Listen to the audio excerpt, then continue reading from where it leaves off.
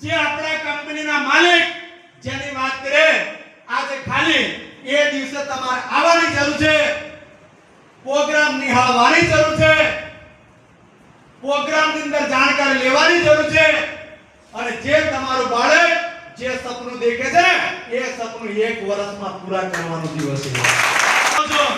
જે તમે વર્ષોથી મહેનત કરો છો અને જે તમે મકાન બનાવવાનું વિચાર્યું છે હજુ મકાન બન્યું નહીં, એ દિવસ આવવાની જરૂર છે।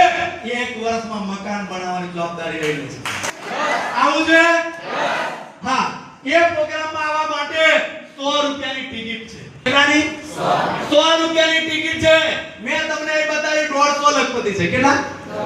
150 લખપતિને કહીએ ખાલી 6 જણ લાઈ તો 900 જણા પૂરા થઈ જાય છે।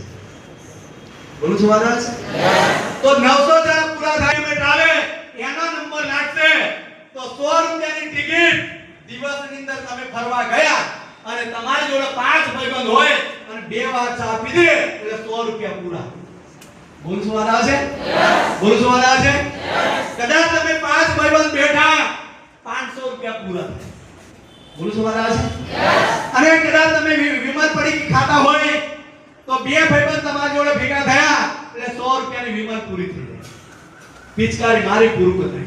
મેં તમને કહ્યું 100 રૂપિયાની ટિકિટ લઈ લેજો, કરોડો રૂપિયા કમાવાનો મોકો મળી જાય। તો એ મોકાનો ફાયદો ઉઠાવો છે? ઉઠાવો છે? કેટલા વ્યક્તિ ફાયદો ઉઠાવવા તૈયાર છો? તૈયાર છો?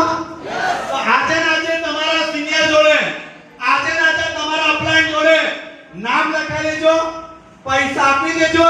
કાલ સવારમાં 10 વાગે તમે પેમેન્ટ આપશો ને તોય પણ ટિકિટ મળશે। બોલ છો વાત આવે છે?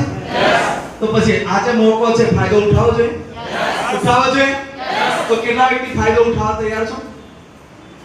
વ્યક્તિ 100 રૂપિયાની ગણતરી કરશે પણ 100 રૂપિયાની ગણતરી બાજુ દેખતા નહીં। 100 રૂપિયાની અંદર લાખો રૂપિયા નહીં કરોડો રૂપિયા કમાવાનો મોકો મળશે।